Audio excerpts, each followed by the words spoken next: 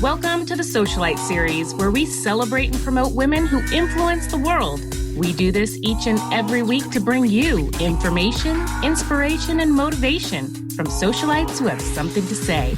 I'm your host, Monica Karst. Now let's get this party started.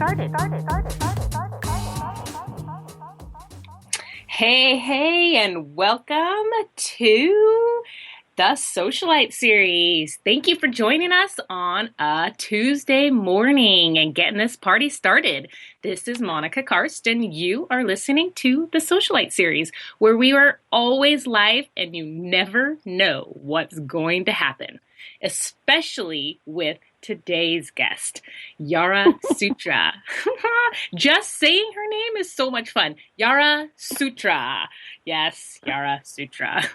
Just to remind you, before I introduce today's guest, you can always join the call, have some fun with us, ask her some questions, ask me some questions by dialing into 248-629-0921. Again, it's 248-629-0921, and Damian, our awesome producer, will put you on the line with us.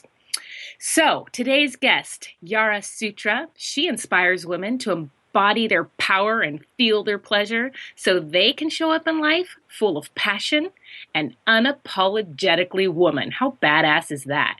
Yarah Sutra is the creatress of Unapologetically Women, where she teaches women to transform imposed shameful conditioning and unleash their own expression of sexuality and personal freedom.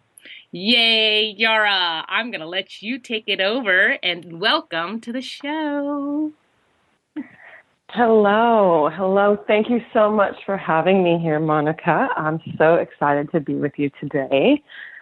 My pleasure. Woo! I'm going to actually ask you on the radio, worldwide, baby. So tell me, I always start off with asking the guest, tell the world, I know you, but tell the world why Yarah Sutra is so awesome. Oh, why I'm so awesome. There's so many ways to answer that question. It actually kind of trips me up a little bit. Yeah, it does. To like really talk about why I'm awesome, I would have to say that the biggest reason why I'm awesome is my perseverance. I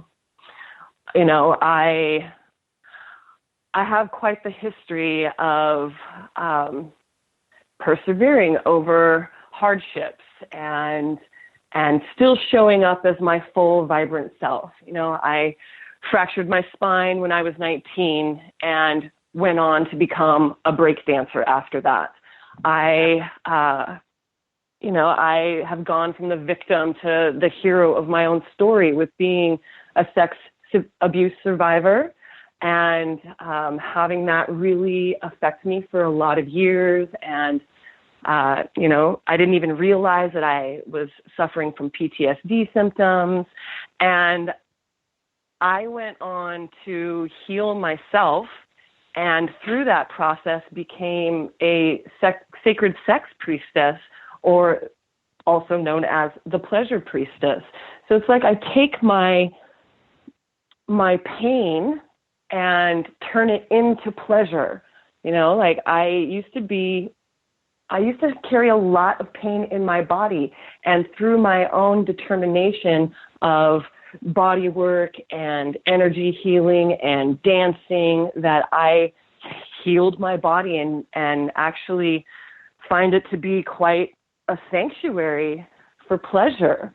Oh. And for me, that came, it's been such a journey, but something that has really stuck with me is in this process of finding my own healing.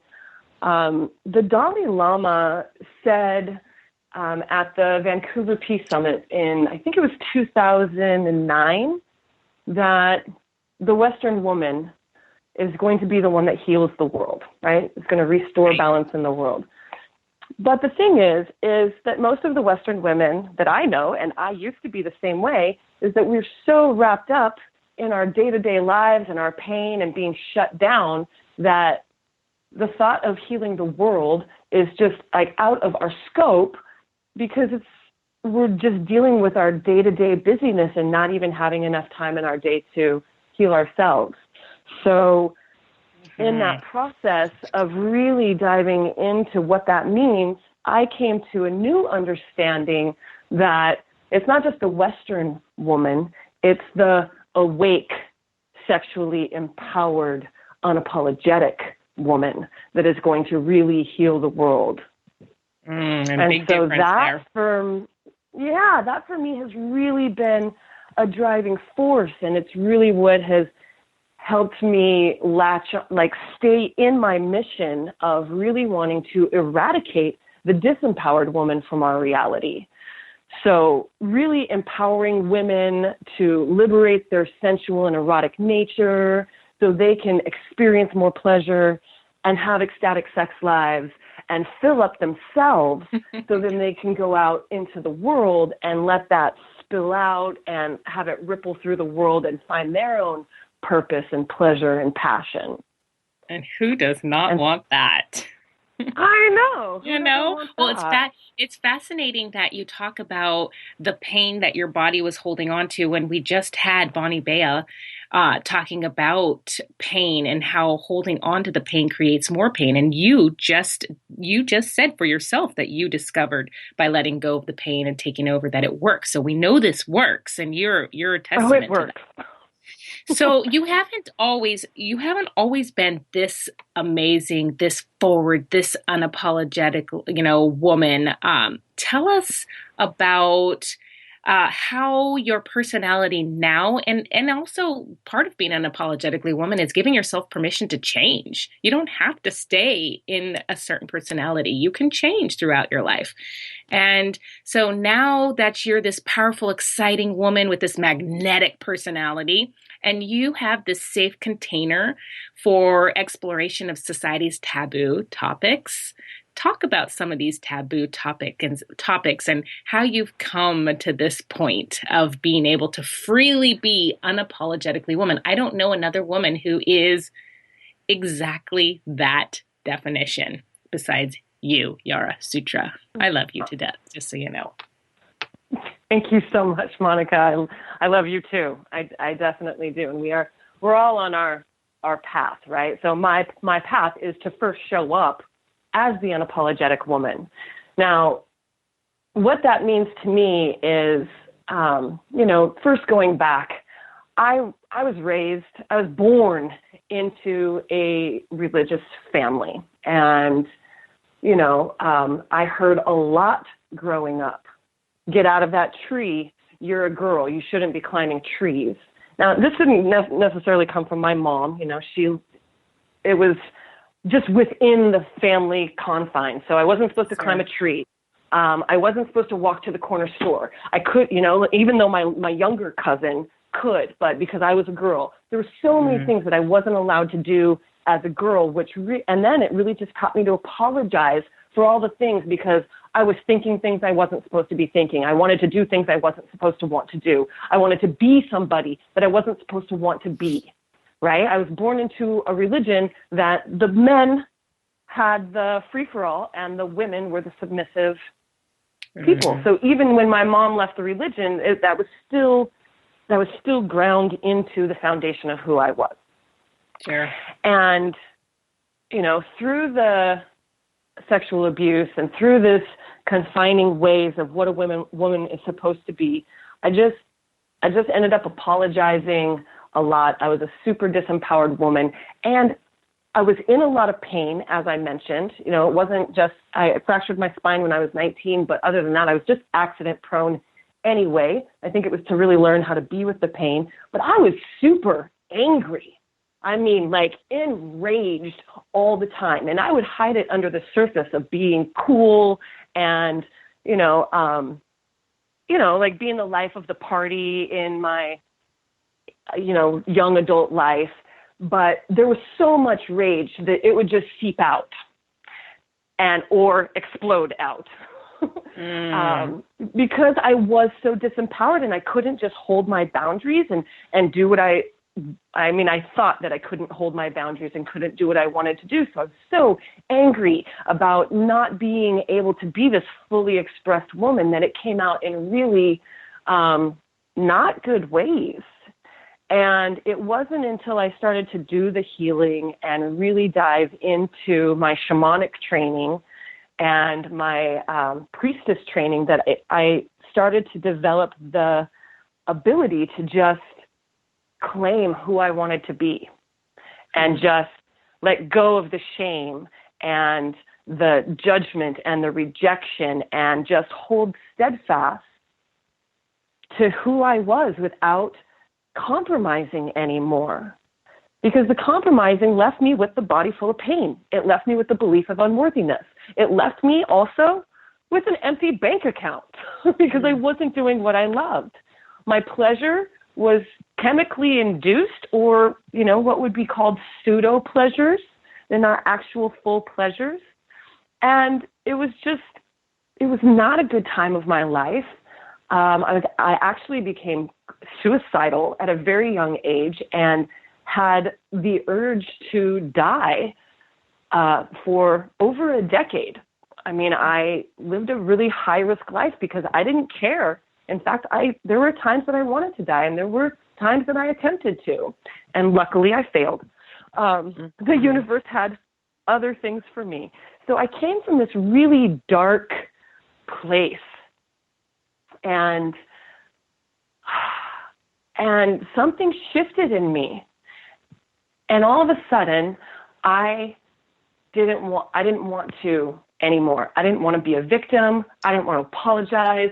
I didn't want to I didn't want to do work that I didn't love. I didn't want to do what I couldn't do. So I dove into shamanic training because it's what called to me. It was like my spiritual calling. And through this process I'm going to have to stop you for a second. So yeah, how did that call to you? At what point? How did you know? What was the calling? We all have a vision. There's a certain point of our life. You saw a show. There's always a story behind that. What? I wouldn't even know where to find a shamanic training. So what was that moment? Neither did I. Okay, so how did it come to you? How did the universe put it in front of you? What did that look like? I was living in Hawaii with my family, working at a spa, and there was this gentleman there. He looked at me as his muse, is what he called me, and he handed me a CD, and he said, "When I had this CD, I got a vision of you." And this was still in a dark period of my life, but I was starting to transform out of it because Hawaii will just do that to you. Mm-hmm. And I put this CD in, and for the longest time, every time I put the CD in, the minute the woman's voice came on, I was like, why did he have a vision of me with this CD? And I would pop it out. I wouldn't even listen to it. And then it was until years later when I was in my new California home and I'm flipping through these CDs and I'm like, oh, yes, the CD, vision. And I put it in, and all of a sudden, the woman's voice was soothing to me. And lo and behold, if I would have just waited a few more minutes, the most fabulous music came on. Mm.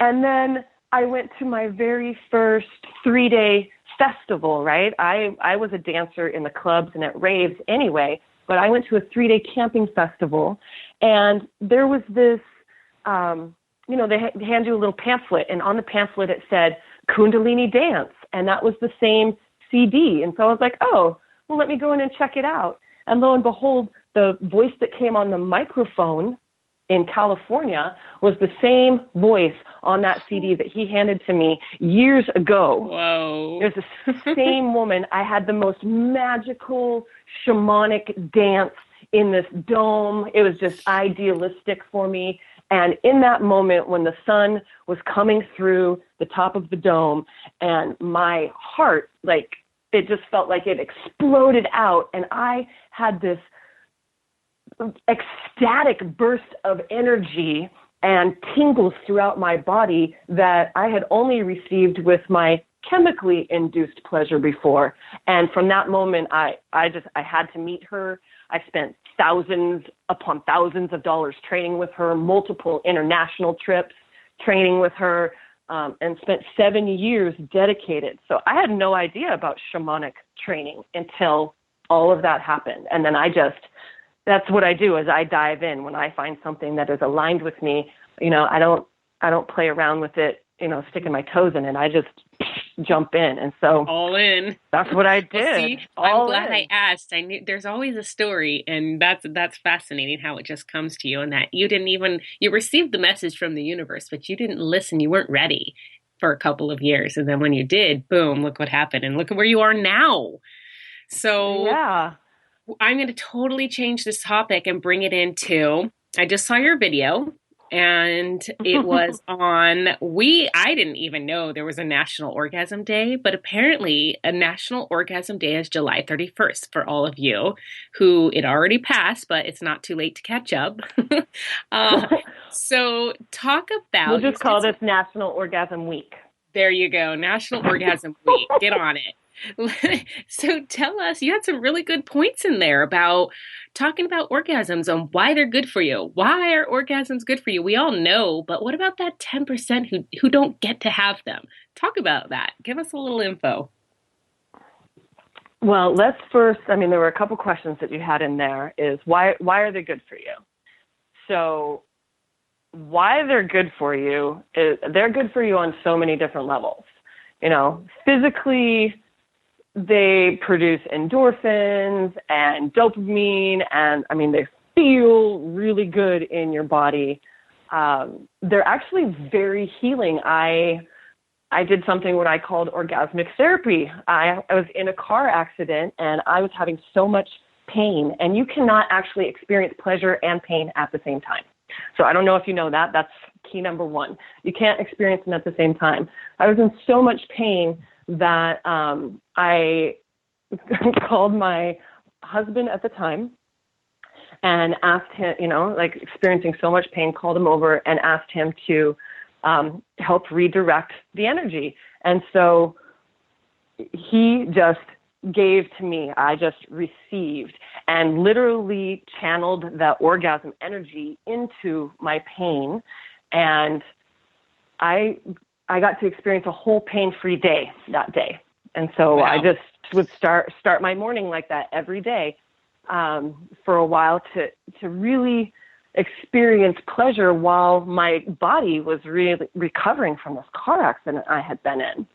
So that's one of the amazing things that orgasms can do, is really diminish the amount of pain in your body. The other thing that they can do is they can help clear your mind, and they help bring focus to, bring some clarity and some focus into your day.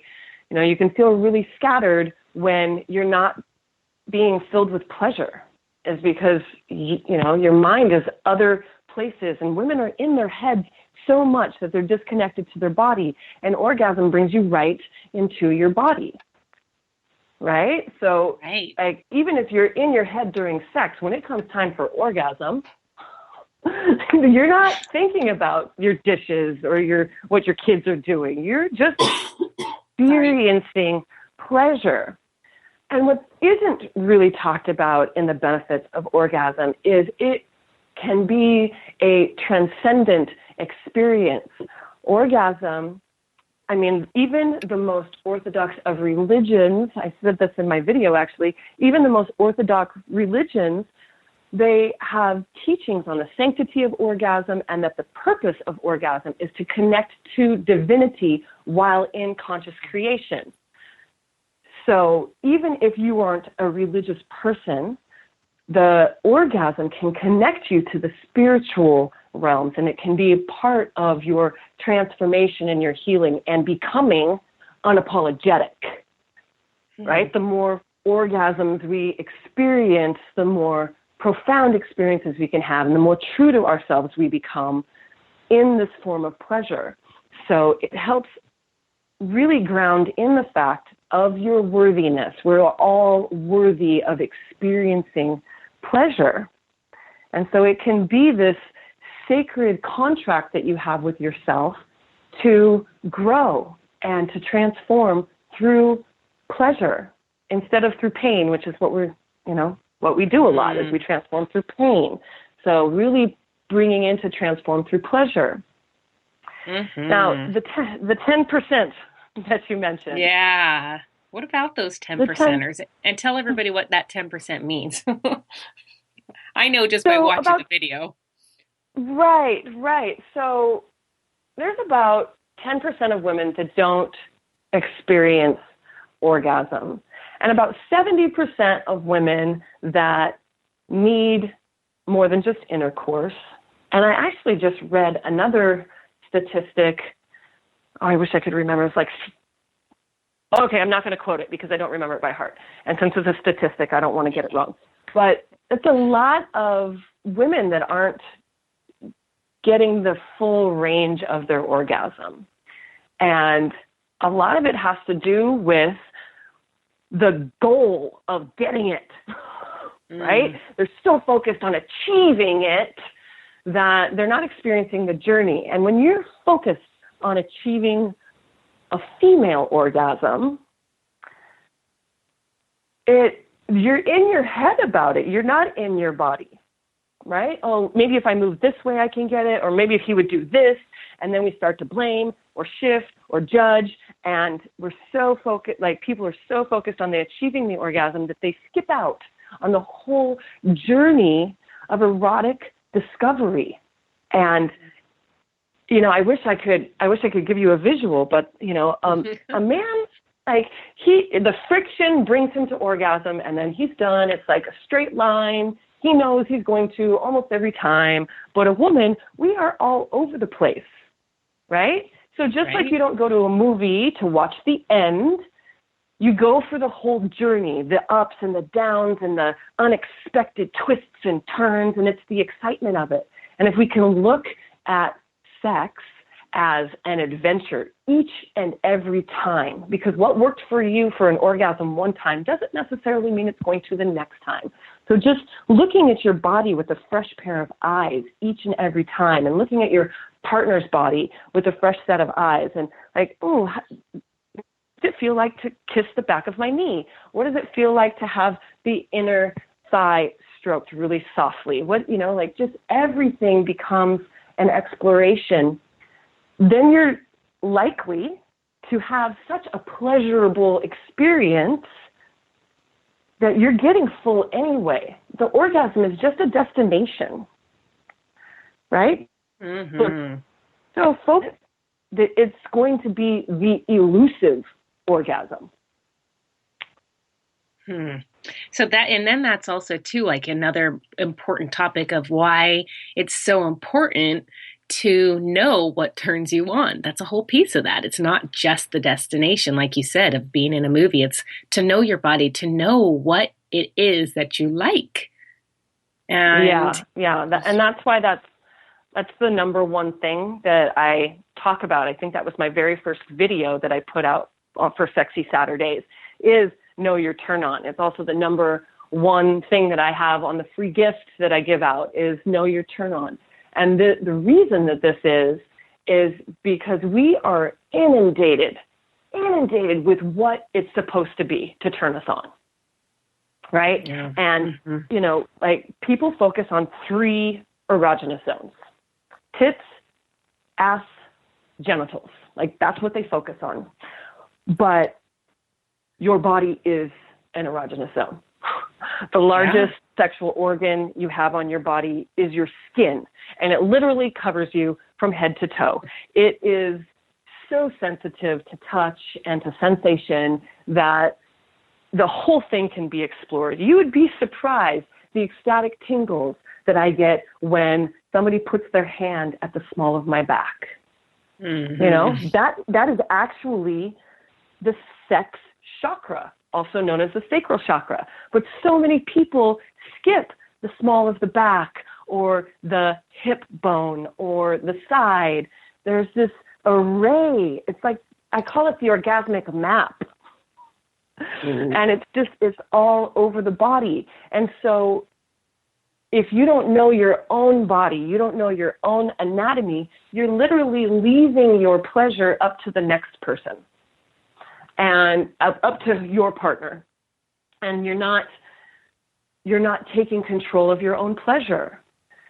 The thing is that we teach our lovers or lover, if you only have one, how to touch us and how to treat us in those first stages of connection in those first stages of intimacy. And so if we're not leading the way on how to touch our bodies, then we're leaving it up to somebody else. And I work with so many women who they are so unsatisfied in bed. And I can't even tell you how many times I've heard over the years, now this is with clients and with friends, where it's like, oh, he's just not that good in bed. And I'm like, really? For me, sex is always good. And they're like, how is that? And I'm like, because I control it. I don't necessarily control the sex, but I control how I'm touched. I say, slow down, lighten up, go faster, go slower, not there, move over here, and it's not in a bossy way. So it's not like I'm dictating how this sex is going to go. It's like, what would really turn me on? Just slow down just a little bit. Oh yeah, that's so good. So you have to be, and it's all because you know what you like. You know right, what turns and that's you where on. And that's where it stems from. And this is why I say that self-pleasure is so important. So important. I used to not have a self-pleasure practice. And that, I just whatever, just go have sex. And I would have a good time sometimes, and I'd have a not good time. Well, not so good sometimes, but, for me, it was like sex was like pizza. Still good, even if it's not your favorite. So but tell when I really started with this self-pleasure practice, that's when I got really familiar with what I like, how I like it, and was really able to teach my lover how to make me orgasmic. Right. Well, and I think that's key. Number one into this whole looking out from the outside on your practices and what you teach is the key to becoming an unapologetic woman is, for one, stop saying sorry. There is no reason. You can have your own opinions, thoughts, and just stop saying sorry and know what you like. Know what you like and not be afraid to ask for it in anything. Right. That goes for anything. Sex, life, kids, relationship. Stop saying you're sorry and know what you like and don't apologize. Yeah, that whole saying you're sorry thing it's an epidemic. I mean, that's how Unapologetically Woman was born. There's so many times you could just walk through the grocery store and see how many people say sorry to you, right? How many women say sorry to you? I was standing in line this one time. I had just walked up, stood in line. Another woman was in front of me and finishing her transaction. And the minute it was done, she turned to me and she said, "I'm sorry." And I looked at her and I'm like, "Why are you sorry?" And she's like, "Oh, I was in your way." And I'm like, "Nope. You were first in line. I just got here. Take your time. Take up as much space as you need." That woman burst into tears when I said that. Aww. Because nobody had ever told her that she could take her time and take up as much space as she needed. I ended up doing a 15-minute coaching session right there at the register with the cashier. Love it. So which brings us, how do people get a hold of you? What if they want more of you? You came from the dark place and now you bring us light. You are such a shining bright light in my life. So tell everybody how they can get a hold of you. You have some kind of stuff brewing coming up. Let everybody know what's going on because everybody needs a little Yarah Sutra in their life. Awesome. Thank you. Well, a great way to start initial contact with me is to go to unapologeticallywoman.com and you put in your information there and you'll get my free sexy time guide. It's how to get what you really want during sexy time. And that'll start the process of just being in my field and finding out what's going on. Now, if somebody is interested in actually working with me, then they can go to yarahsutra@gmail.com, and I do offer 30-minute complimentary dive into pleasure and desire discovery sessions. Because like we mentioned, a lot of people don't even know what they want. So to help get really clear on what you want and then to go from there, it's way more powerful. Otherwise, you're just grasping at straws. And Sure. a lot of people are more focused on what they don't want. And so they actually end up bringing more of that into their lives. Fantastic. So And ladies, that's complimentary, which means free. So take advantage. And we will post all of free. your information. Yeah. So we will, and that's so much value. So we will be posting. Of course, time is running out and I want you to be here all day for questions, but we will post all of your, go ahead. I was just going to say, I also wanted to just mention one more thing. I do, I consistently run a program that is called Activate Your Desire. It's a 30-day virtual group program, and I'm in the middle of it right now, but I'll be running another one in September, so people can stay on the lookout for that. And I'm going to be launching a group program that is a longer program, 6 months, so people can really hone in their skills on filling their life with pleasure and desire. Awesome. And we will have soulful sex lives. And this will all be on the Santa Cruz Socialites Facebook page and website, so be sure to get there. All of Yarah Sutra's links will be there. Yarah, thank you so much for being on today and shining some light. Thank you to our producer, Damian, who is always there for us in the background. And to you ladies and gentlemen, stop saying sorry unless it's, of course, necessary. And that's a wrap for That's a wrap for today's show. This is Monica Karst reminding you every day is a day to celebrate. Cheers. Thank you for tuning in to the Socialite series. To find out more, visit us at santacruzsocialites.com and monicakarst.com. Until next week, be seen and be heard, and get out and shine your social light on your community.